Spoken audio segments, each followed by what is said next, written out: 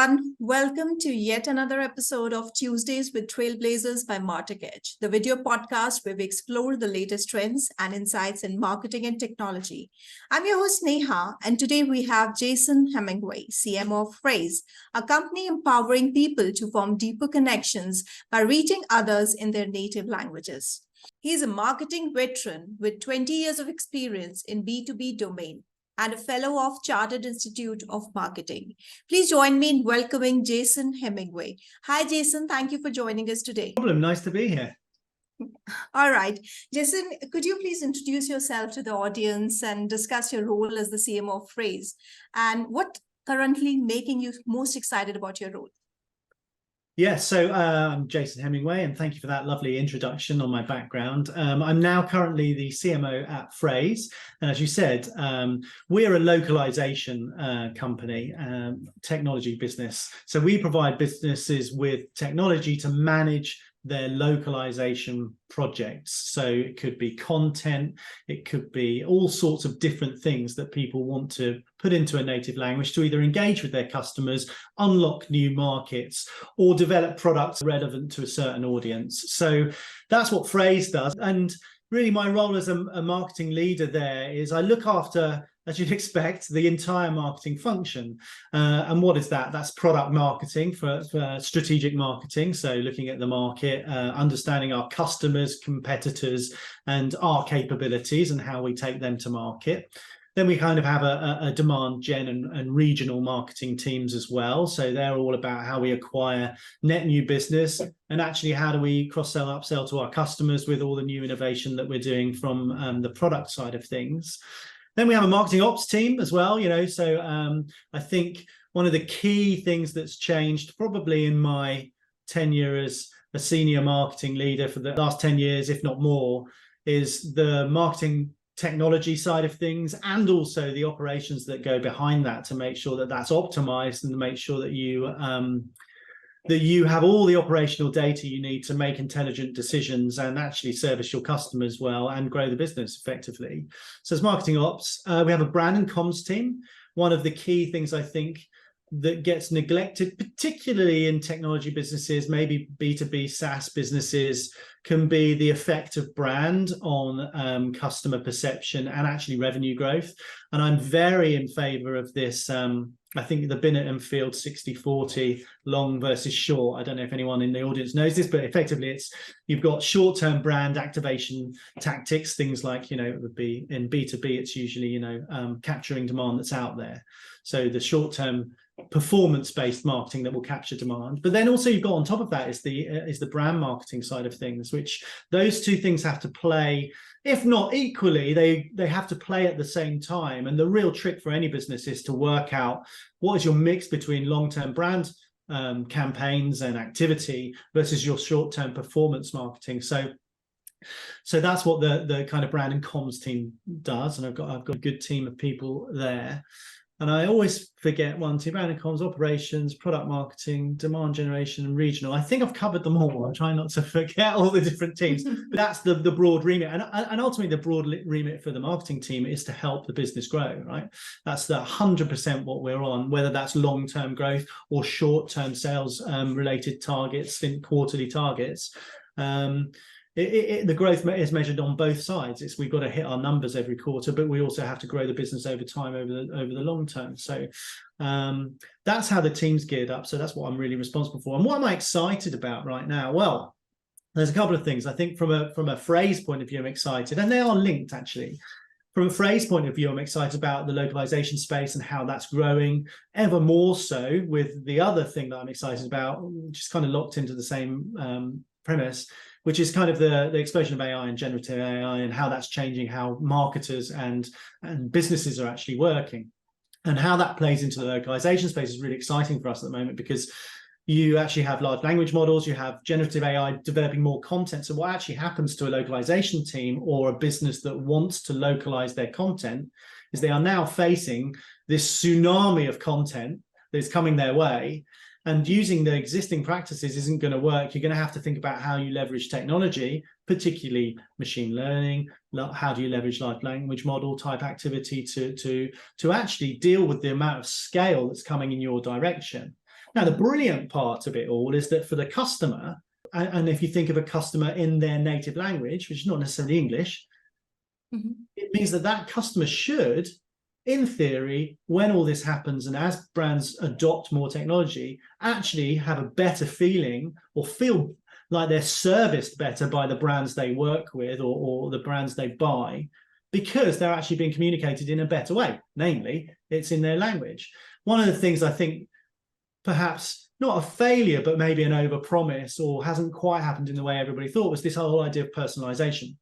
And I was in the personalization business, Martech side of things for a few years before my previous role. And the promise of personalization is great. Of course, I want you to talk to me as if I'm an individual, and I want every interaction I have with the brand to be kind of geared towards what I want to do. That the whole theory of jobs to be done about, I've got something I'm trying to achieve. How are you as a business helping me do that? Don't keep trying to sell stuff to me when I've already bought something and I'm just finding out about how to use it. Give whatever journey I'm on or whatever job I'm trying to do. Can you accurately give me the information I need to get on my way as quickly as possible? And personalization always promised this sort of thing. And when I joined Phrase, one of the key things I thought was, well, personalization promises how to help customers, but surely if you're trying to help somebody in a single language and you don't offer the option of localizing or talking to me in my language, then how are you going to really, really help me quickly? Because I've got to then think in English. I've got to do it in the way that, So localization has an innate power to unlock a better conversation with customers and ultimately create loyalty. But it also, but the flip side of it is if you're communicating effectively with potential new customers in their language, of course, and your competition might not be doing it as effectively, of course, you're going to build up more of a connection with that customer where they might buy from you. So all of these things, I know that was a really long answer to your question, but all of these things may mean that it's an exciting time to be in technology, in localization, because things are changing. It's almost like an explosion that brands have to deal with. It's like, the old explosion was user-generated content, right?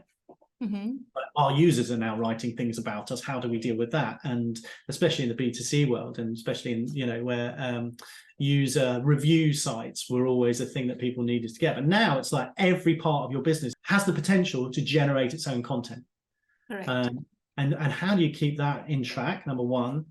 And how do you actually leverage that to build a better, more profitable business in lots of different geographies with lots of different customers? That's kind of giving you the clear answer. Oh, that's interesting. So personalization, how do you do that? I mean, do you actually involve a lot of AI into this, this particular thing? How do you do that? Yeah, well, I mean, personalization was the old technology that I used to do in my previous business, but AI can be used to personalize things at scale, i.e. it'll understand data that's coming in, it'll realize what's happening in big data, near real time, and then it'll arbitrate the most appropriate response based on what the system knows. That was kind of the old personalization. I mean, the rudimentary personalization is things like just changing people's names. But I always had this adage of if you get poor personalization is worse than doing no personalization. So you've got to be really careful with it, right? But then when you take that, if you further that into localization, which where I am now, is the AI is all really about scale and actually building out quality. So machine translation's actually been around. We started work at Phrase on machine translation in I think it was 2018. So it's not, and that is using machines to translate things at scale. So in that respect, it's using technology. And the AI side of things is all about quality estimation and also selecting the right machine engine. So if you think about localization, there's lots of different engines that a business could choose. You could choose Google Translate, you could choose Microsoft Translate, you could choose Tencent. They're all good at different things. Like Google might be great at English to Spanish, but Tencent might be great for, simplified Chinese to English. So the language pair. And the point is the software needs to assess what it's trying to do and then select the appropriate engine that will have and that's just machines, right? The other side of what we do, we have this thing called the Phrase Suite. So it's an end-to-end suite of capabilities that help brands, whatever their localization needs. Now, I'm just talking about machine translation, but you might have agencies that you have that are specialists in certain content types or specialists in certain geographies that you want to use. How do you manage the workflow to them? How do you give them the high value content, but the machine translation content that you can get away with it being 90% correct? How do you workflow that? So they're the kind of things I'd say the three areas where AI plays a part is obviously AI content generation, routing, selecting the right engines, quality estimation and evaluation. But then you've got workflow. How does it automatically route the right content to the right way of translating, whether that's human-led or whether that's more machine-centric or a mixture of both? Who knows, right? So you build workflows, and we launched this thing in February this year called Orchestrator, which is all about how you orchestrate the correct journey for those pieces of content quickly. The big thing is that costs, in localization terms, it's quality, cost, and speed. You've got to do all those three, and they're never easy to do all together. That's why technology kind of helps, right? That's a fine balance. Yeah, of course. It's always a fine balance. But underneath all of that, then you've got scale. Can it scale? We're just about to get all this generative AI content. How do we unlock that for each business? How does the legal team use what we're doing for their content? Because what tends to happen at the moment, because localization teams are they're good at the bits they do, but the businesses are coming at them all angles with lots of different things that they could be doing. It's like, well, we have to make those decisions to prioritize. But what if you could democratize it and give access to secure translation, localization for every team in your business, no matter where the customer interacts, and even internally? Like, what about your training materials? What about any regulatory information that you need to send to somebody in, I don't know, in Japan from a European country? How do you get those things across? How do you get your field service engineers that are working with technical documentation, the right level of technical documentation that they can understand, and there's no room for margin of error? It's those kind of things. So that's how AI is kind of used and infused in all of these things. But yeah, it's very much across the Phrase suite, and we've been doing it for a while now, but there's so much, it's accelerating now. I think that's the key thing. Absolutely true. So let's dig a little deeper into your background. You have a background of psychology, philosophy, politics. I mean, that's a varied things to do. How do you apply your knowledge of human behavior to the marketing strategies? Because that's a very interesting thing. Yeah, it's interesting. And it's, I don't think marketing was the thing I thought I'd be going into when I did first degrees, which is interesting. But I think all those things play a part in what I do today, and it's to varying degrees. Like, so let's take each one. So psychology, for example. Well, in order to be an effective marketer, you have to step out of your role as a marketer, right? Because you are not the customer. So you have to get into the understanding of who are our customers, what are their pain points, how do they think? And the moment you start saying, well, I do this, it's like, no, you have to step out. You're not your customer. You need to have the research, you need to have access to the customer, and you need to make sure that your teams, whether they're customer service, sales, marketing, they can give voice to the customer internally, and you can keep needing to aggregate those viewpoints. So psychology plays a great part in that, because stepping outside of who you are and what you are into somebody else's kind of role is very much what psychology was about, understanding how people tick. That's a key part for marketers. So I think that was good. And then philosophy I always thought was all about vision and what is the philosophy behind this? Why do you do that? And philosophical arguments are almost how you build vision statements for brands, actually. So you always base things on a philosophical sounding. Also, when you talk philosophy, you understand how to build arguments. And that plays very much into the last one, which was politics that I did. So understanding political discourse. I mean, every business, whatever you're in, there is politics in there. As much as we all try and get rid of it, I think you need to understand there are politics in there, and there are certain things that play. And politics also is very closely related to economics.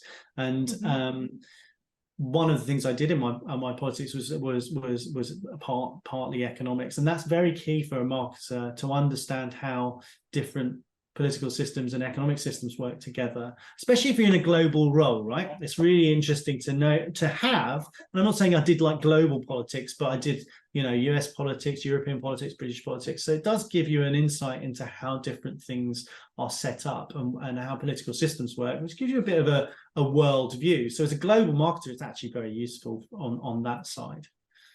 So Okay, yeah, so they're the three. that's the But I kind don't. of holistic view which you get from Yeah, all these things together. Yes. I think that's it.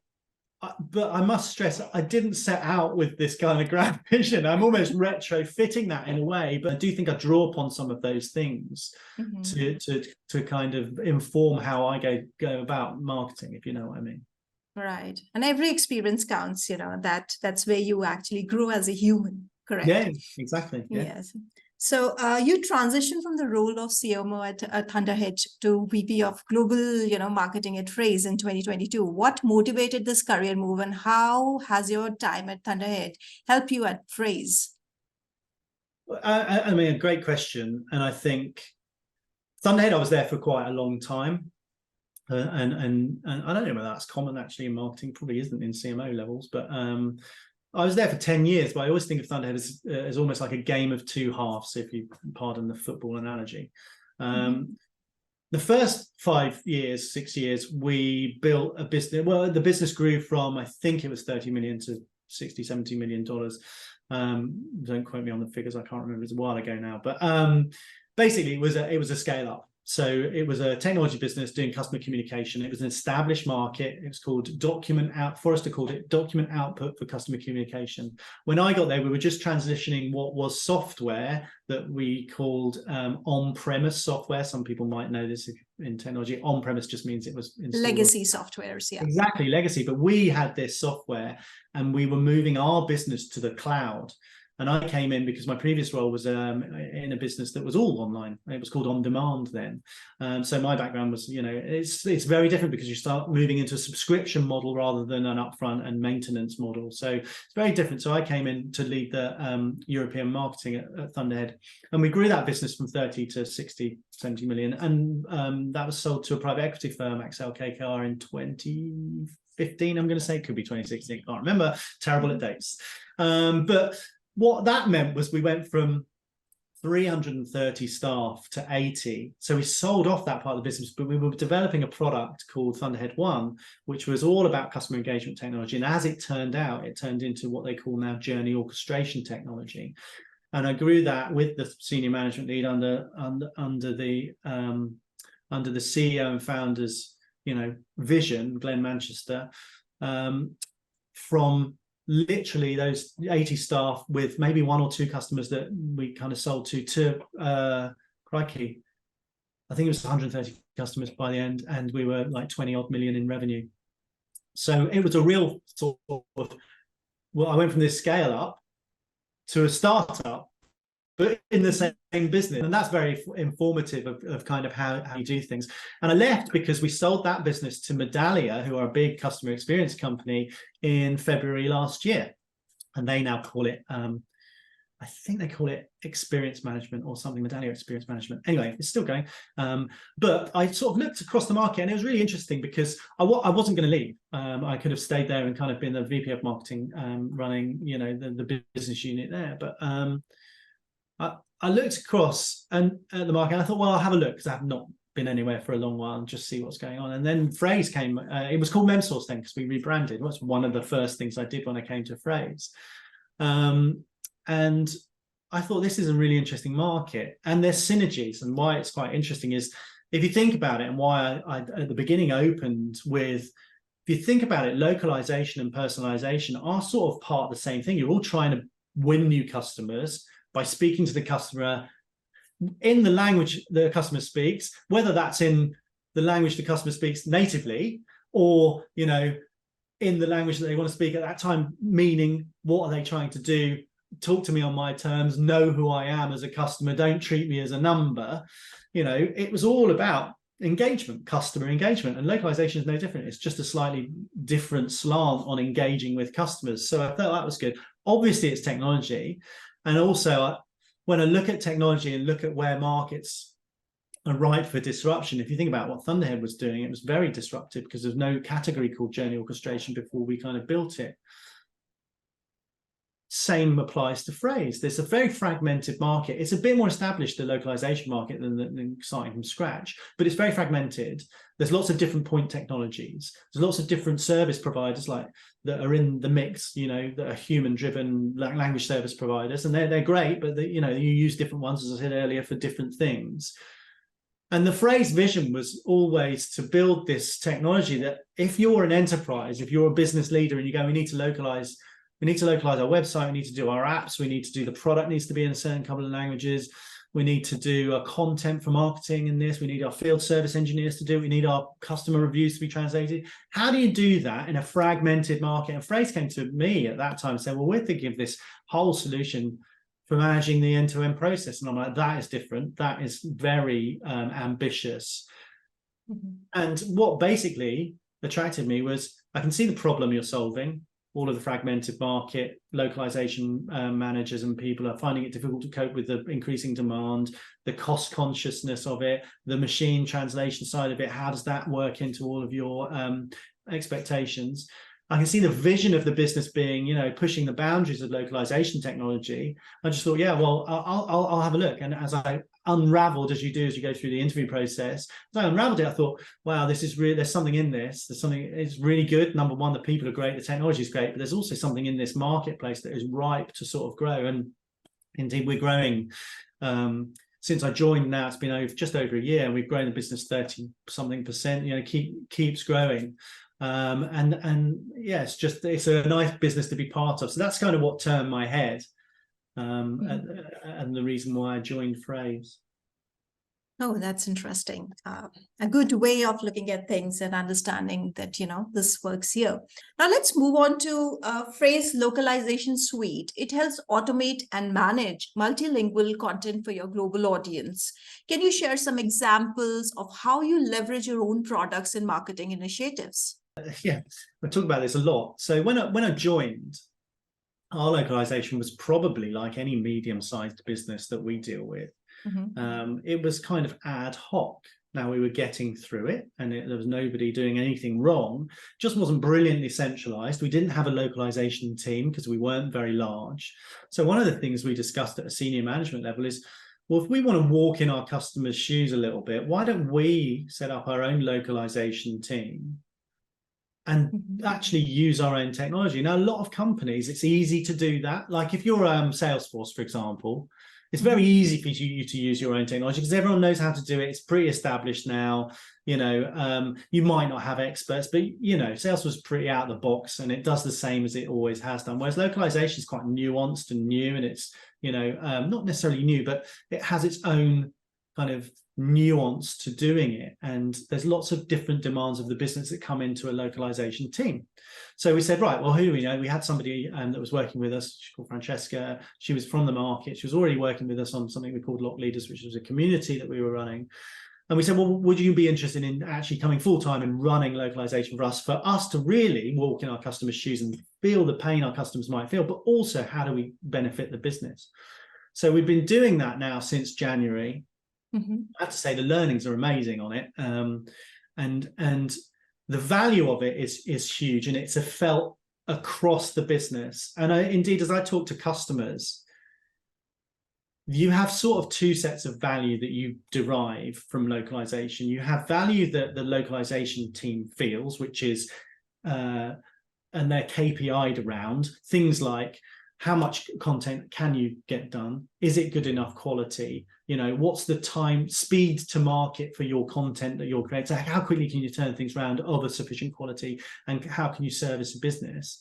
But the other side, because it crosses lots of different departments, for example, marketing, how are we helping marketing hit their business goals, their revenue goals, their demand gen goals, whatever they might be, their conversion rates for, emails that they're sending out in local language. So there's all sorts of different measures. Now, how we're using it, well, we've put the website, I can't remember exactly how many languages in, but we just released this week simplified Chinese. We've got like 9 languages that we use our own technology to manage our translation process. They call it TMS, Translation Management System. That helps us with agencies that we use for certain content, but we're also using it to develop localization on the product side of things, which is a sort of new area for me, because as a marketer, I was always just thinking about localization from marketing collateral and all those kind of things. But actually, when you start doing it in products, it's slightly different. You use little strings of stuff, URL slugs, kind of things that you then farm out to people and they get it back to you. It's done by developers. It's not done by marketers or localization.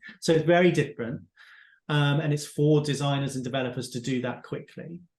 And then also, we've just done our entire help center using machine translation, like using our own machine translation aggregation engine, as well as others in places. But we've actually sort of lived the dream in that respect. Now, I won't tell you it's been all plain sailing, because it isn't, and that's really good. That's a good thing, because it means we learn. Some of the things we learn are, that didn't work there because that process didn't work, or indeed, if you don't have the people behind it, checking, doing stuff, or I always think with technology is three things. There's the tech itself, does it work and is it doing it?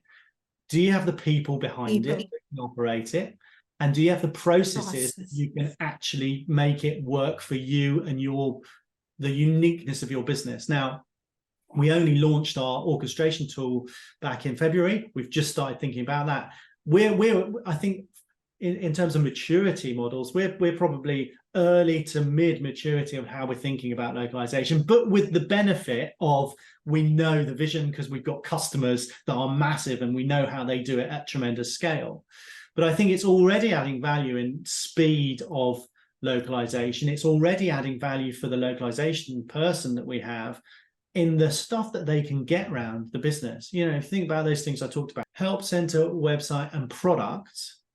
They're three big parts of a business that we are now servicing centrally and giving them what they need. And I would absolutely say everybody is saying this is going well, this is great. What they don't see, of course, is the legs of the duck on the pond running really quickly to try and get these things done and use the technology. But for everybody that has got it, they're like, wow, in like 9 months, you've managed to really, really nail a localization process system and using our own technology that then we'd feed back into the product teams and say, well, that doesn't work properly in that, or we found that difficult, or here's an opportunity where we could streamline that part of it.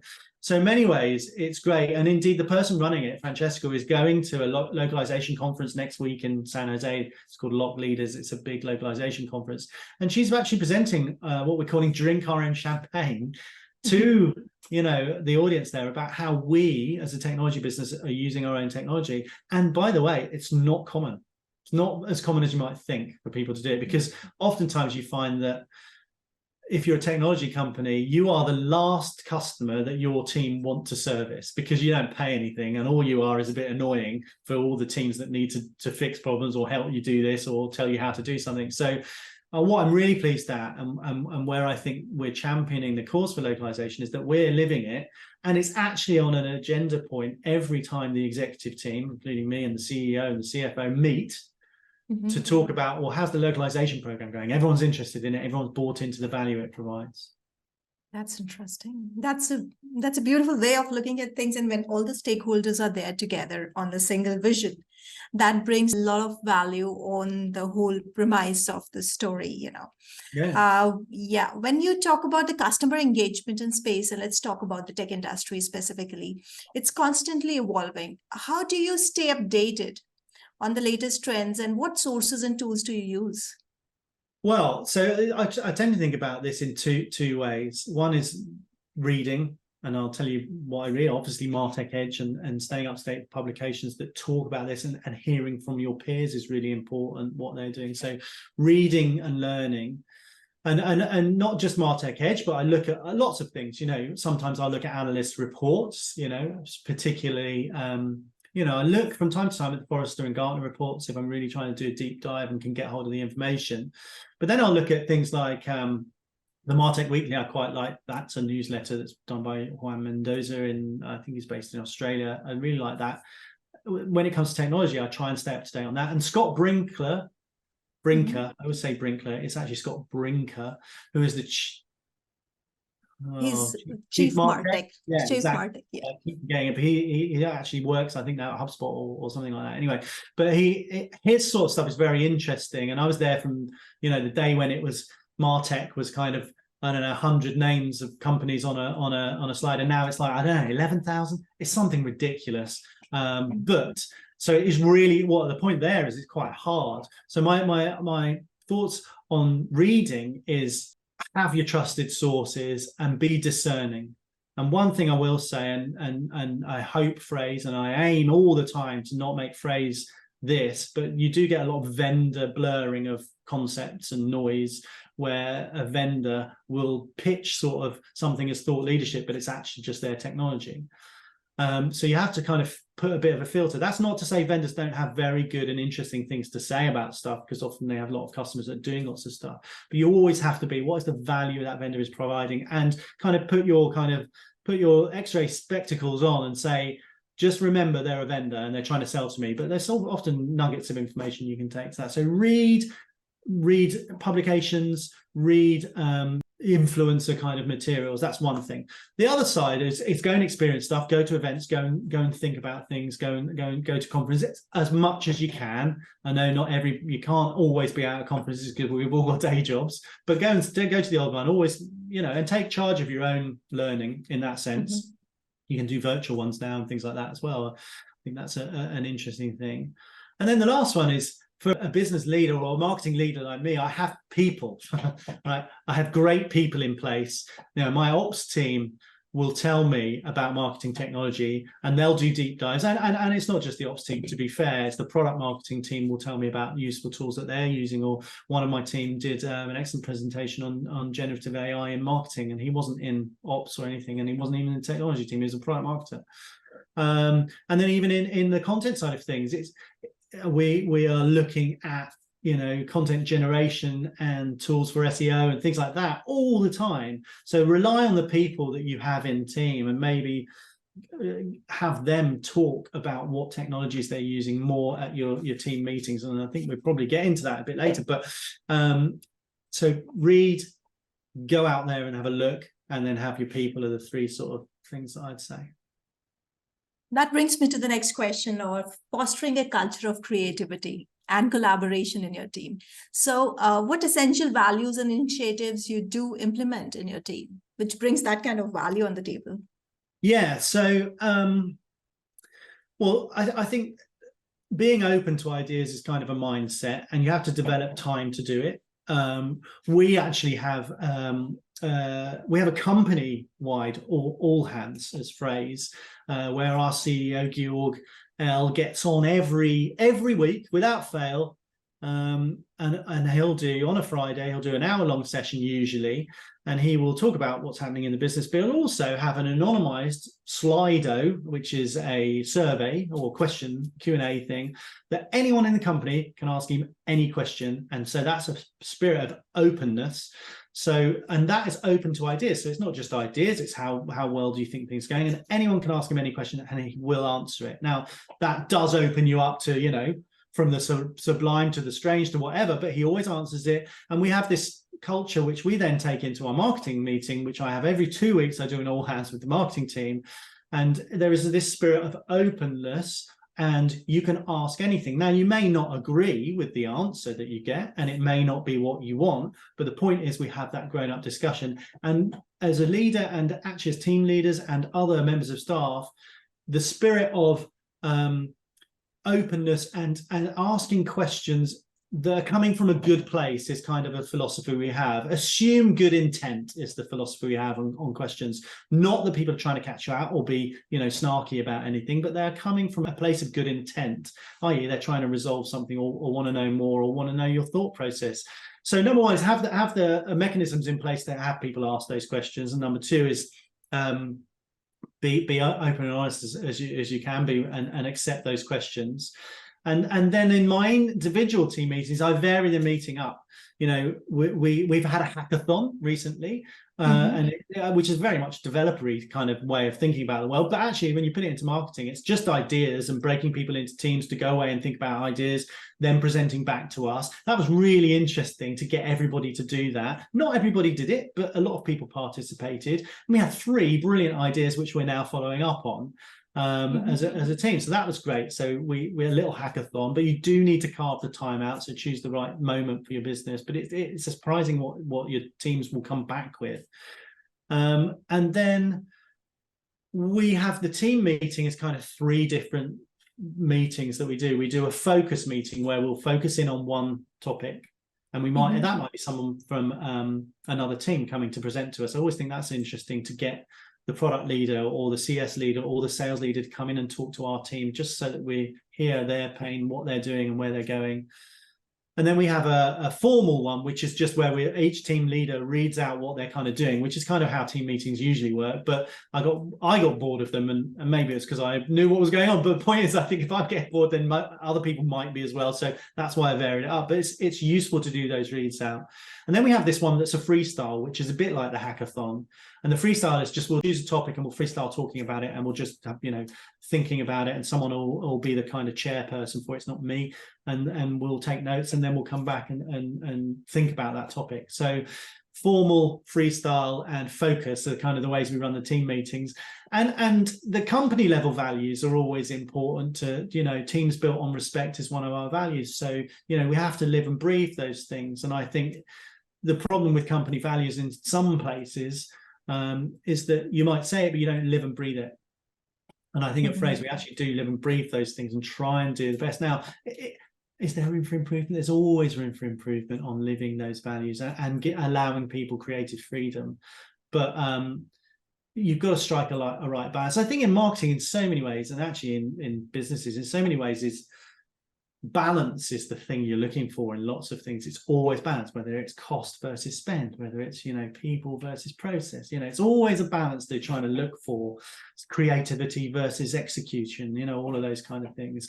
Brand versus performance-based marketing. It's always balance. It's always what you're trying to strive for, and it's always tweaking. So that's how we kind of think about it. Those are beautiful takeaways for our audience, I must say.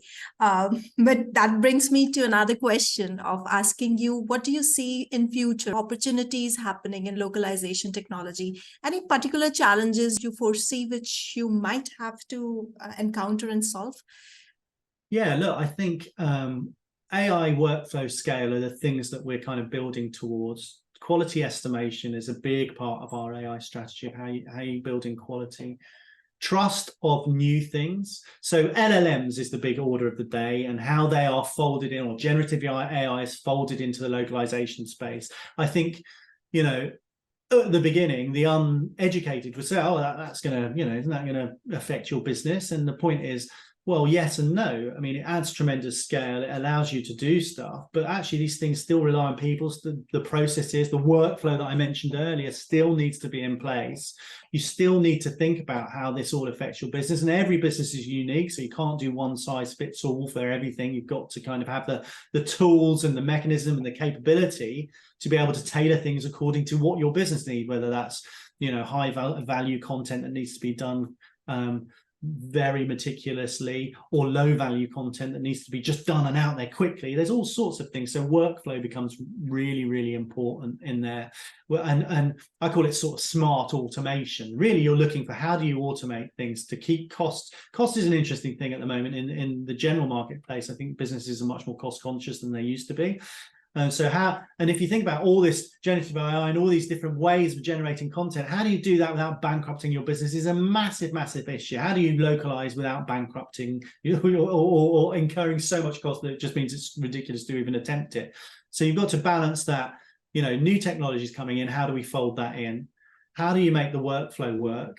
How do you scale it without adding tremendous cost to your business? So they're all the things that we're working towards, with the real focus in localization is speed and quality and volume. Speed, quality, volume is how can we increase the volume? How can we do it quickly? But at the same time, and probably the most important thing is, we don't want to sacrifice quality on anything, really. It's got to be of sufficient quality every time, even if that quality is like user-generated content, where the quality doesn't have to be 100% right. It has to be right enough to people to understand it. So you can't just drop quality. So they're the sort of guiding principles. AI workflow scale is the overarching thing that we're kind of looking at. Oh, nice. So Jason, we're almost at the end of the interview, and just one last question for you. You must have faced many challenges and successes in your career. Can you share your personal experience outside of work that has impacted your leadership style, problem-solving approach, and perspective on life? Yeah, I'll give you two. One's really old and one's really not new, but 10, 10 years old. So the first one I think is that I think working hard is it's a big thing for me. It's like work hard. Obviously, don't burn yourself out. So you need the mechanisms to kind of keep yourself sane. And I'll tell you why working hard kind of is really important to me, because when I started, I was at school. And we have, you go before university, before A levels in the UK, you have GCSEs or O levels, as it was. It's GCSEs for me. I was the first year to do it. But essentially, it's your first qualification that will go on your resume, your CV. And I didn't do very well at all in that. In fact, I had to retake. Like, I did really badly, so badly that I probably wasn't going to get into sixth form or university or anything. And that had a massively profound effect on me that early, and I'm very grateful for it. I wasn't happy at the time, believe me. It was catastrophic. I was really upset because I didn't see it coming. But basically, I played soccer every night before my exams. I didn't really revise, and it just was I was like, oh crikey, I thought I could just breeze it. Well, actually, I didn't breeze it, and it really created a problem for me. And it meant I had to step back a little bit, and I was always a year behind, effectively. So my A levels, I had to do one of them in a year, and then university, I was a year behind my mates or people that were with me was a year below, all those kind of things. And I think when I really look at it, and I don't overanalyze it too much, but I think it drives me that don't prepare, try and know your stuff and drive through and work hard at stuff. Don't let it leave stuff to chance, because ultimately I believe that you create your own luck. Right, and you create your own luck by working really hard. Now, don't overdo it. I will say, don't overdo it. And if you're not happy with something, go and change it. But don't expect things just falling back. I learned a very valuable lesson very early on that front.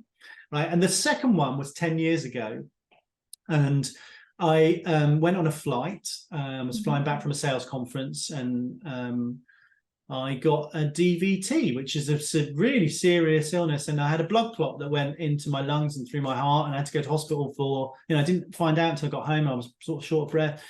So it was a significantly troublesome illness to kind of have.